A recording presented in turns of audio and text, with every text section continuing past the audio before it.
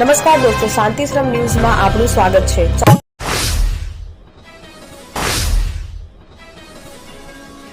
અંબાજીમાં પોષી પૂનમના દિવસે એક માર્ગ અકસ્માત સર્જાયો, જેમાં એક બાઇક ચાલકનું કરુણ મોત થયું છે। ઘટના અંબાજી દાંતા માર્ગ પર અંબાજી મંદિરથી કોલેજ નજીક બની। મૃતકનું નામ ગુલાબભાઈ ભોળાભાઈ મકવાણા હતું, જે ચોકીબોર ગામનો રહેવાસી છે। તેઓ બાઇક પર જતા હતા, ગંભીર રીતે પટકાયા, તેમને જીવલેણી ઇજાઓ થઈ।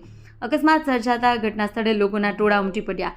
પોલીસે આ બનાવ અંગે જાણ થતાં તપાસ હાથ ધરી છે। અકસ્માત કઈ રીતે સર્જાયો તે દિશામાં સઘન તપાસ ચાલી રહી છે। વડોદરા શહેરના સોમા તળાવ બ્રિજ પાસે તરસાલી તરફ જતા રોડ પર જાહેરમાં ધીંગાણું મચાવનાર શખ્સોનો વિડીયો સોશિયલ મીડિયા પર વાયરલ થયો છે। વિડીયો સામે આવતા મકારપુરા પોલીસ સ્ટેશન હેડ કોન્સ્ટેબલે ફરિયાદી બની બંને પક્ષના 6 શખ્સ સામે જાહેરમાં દંડાધૂક આવડાવી ભય ફેલાવતા બદલ ગુનો દાખલ કર્યો છે। પોલીસની પ્રાથમિક તપાસમાં સામે આવ્યું છે કે ભરવાડ સમાજના અંદરોઅંદરના વિવાદમાં જાહેર માર્ગ પર આ ધીંગાણું થયું હતું। રાજકોટથી વેરાવળ વચ્ચેની લોકલ ટ્રેનમાં મુસાફરોની સંખ્યામાં નોંધપાત્ર વધારો થતાં મુસાફરોએ હાલાકીનો સામનો કરવો પડી રહ્યો છે। ખાસ કરી સાંજે 6:20 કલાકે રાજકોટથી ઉપડતી ટ્રેનમાં પેસેન્જરોની એટલી હદે ભીડ જોવા મળી કે લોકોને ઊભા રહેવા માટે પણ જગ્યા મળી નથી। ગઈકાલે શનિવાર હોવાથી રજાના માહોલ વચ્ચે ટ્રેનમાં કીડિયારો ઉભરાય હોય એવા દ્રશ્યો સર્જાયા હતા। ટ્રેનની અંદરનો એક વિડીયો પણ સામે આવ્યો છે। દિયોદર પંથકમાં શિક્ષણનું અનેરું ધામ એટલે Shri Tapasvi college of nursing તેમજ શ્રી તપસ્વી આર્ટ્સ કોલેજ, જ્યાં છે સંપૂર્ણ AC, CCTV, WiFi, digitally updated campus, BSc nursing સહિતના અનેક કોર્સમાં આજે જ પ્રવેશ માટે સંપર્ક કરો। Tapasvi college of nursing, Deodar. અમદાવાદના કાલુપુર રેલવે સ્ટેશન પર 3 જાન્યુઆરી સવારે રિક્ષા ચાલકો અને આરપીએફના જવાનો વચ્ચે પેસેન્જર ભરવા મુદ્દે ઉગ્ર બોલાચાલી થઈ હતી, જે બાદ રિક્ષા ચાલકોએ આરપીએફના જવાનને ઘેરી કોલર પકડી ગાળાગાળી કરી ધમકી આપી। ચપાચપી બાદ વધુ આરપીએફના જવાનો આવી પહોંચ્યા અને રિક્ષા ચાલકોને ઢોરમાર માર્યો। આ દરમિયાન એક રિક્ષા ચાલક ઢળી પડ્યો। સમગ્ર ઘટનામાં 2 પણ સામે આવ્યા છે કે જે સોશિયલ મીડિયા પર વાયરલ થઈ રહ્યા છે। ગુજરાતમાં વિધાનસભા અને લોકસભાની ચૂંટણીને હજુ ઘણી વાર છે, આમ છતાં પક્ષ પલટાનો દોર જારી રહ્યો છે, જેમાં વલસાડ જિલ્લામાં આમ આદમી પાર્ટીને મોટો ઝટકો લાગ્યો છે। ધરમપુર વિધાનસભા મત વિસ્તારના ફલધરા ગામે આયોજિત એક કાર્યક્રમમાં આપના 400થી વધુ સક્રિય કાર્યકરો, હોદ્દેદારો વિધિવત રીતે ભારતીય જનતા પાર્ટીમાં જોડાયા હતા। સાથે જ લોકસભાના સાંસદ ધવલ પટેલે ટોણો માર્યો કે કોંગ્રેસ આપને ચૂંટણી લડવા કાર્યકરો પણ નહીં મળે। પાટનગરમાં 14 થી 30 સેક્ટરોમાં છેલ્લા કેટલાક દિવસોમાં ફાટી નીકળેલા પાણીજન્ય રોગચાળાએ તંત્રની ઊંઘ ઉડાડી દીધી છે।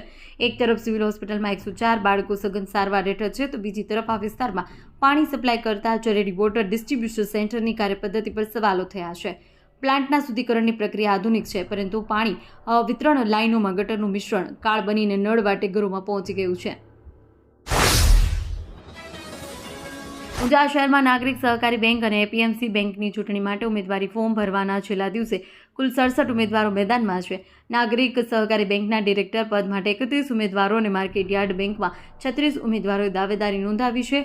ઉત્તર ગુજરાતના વેપારી મથક ઊંઝાની પ્રતિષ્ઠિત market yard commercial cooperative bank limited APMC બેંકની આગામી ચૂંટણીને લઈ સહકારી આલમમાં ગરમાવો જોવા મળી રહ્યો છે। બેંકમાં સામાન્ય બેઠક અને મહિલા અનામત બેઠક માટે કુલ 36 દાવેદારો મેદાનમાં ઉતર્યા છે। ઉત્તર ગુજરાતનું એકમાત્ર multi city mall happy mall જે આવેલ છે જિલ્લાના વેપારી મથકો દિયોદર, ભાભર, રાધનપુર, વારાહી અને થરાદમાં, જ્યાં મળશે આપને વ્યાજબી દરે જીવન જરૂરિયાતની તમામ વસ્તુઓ તેમજ કપડાં, ગિફ્ટ આર્ટિકલ, પ્લાસ્ટિકની તમામ સામગ્રી, ક્રોકરી અને બીજું ઘણું બધું વધારે। તો આજે જ આવો હેપી મોલ અને કરો ખરીદી તમારી મનગમતી વસ્તુઓની।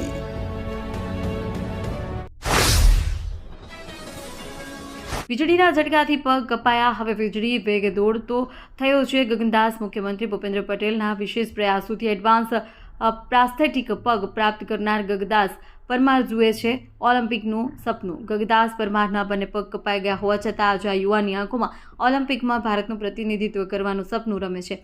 આ શક્ય બન્યું છે ગગદાસના સાહસ અને મુખ્યમંત્રી ભૂપેન્દ્ર પટેલના સાથ સહકારથી. ગગદાસ રોજ સવારે 100 થી 200 મીટર રેસની તૈયારી કરી રહ્યો છે અને ત્યારે તેના મનમાં એક જ સંકલ્પ હોય છે, ઓલિમ્પિકમાં ભારતનું પ્રતિનિધિત્વ કરી રાજ્યને ગૌરવ અપાવવું. ગુજરાતમાં થયેલા કમોસમી વરસાદ બાદ નવા વર્ષની શરૂઆતથી જ ગુજરાતમાં ઠંડીનું વધુ એક રાઉન્ડ શરૂ થયો છે. છેલ્લા 2-3 દિવસથી રાજ્યમાં હાડ થીજવતી ઠંડી પડી રહી છે. ગુજરાતમાં 8 ડિગ્રી તાપમાન સાથે નલિયા સૌથી ઠંડુગાર શહેર રહ્યું છે, તો રાજકોટમાં 9.4 ડિગ્રી તાપમાન સાથે બીજા નંબર પર છે. વેસ્ટર્ન ડિસ્ટર્બન્સ અને ઉત્તર ગુજરાતથી પૂર્વ દિશા તરફ પવન ફૂંકાતા ઠંડીનું જોર વધ્યું છે. આગામી દિવસોમાં ગુજરાતમાં તાપમાનનો પારો હજુ પણ 2 થી 3 ડિગ્રી ગગડી શકે છે.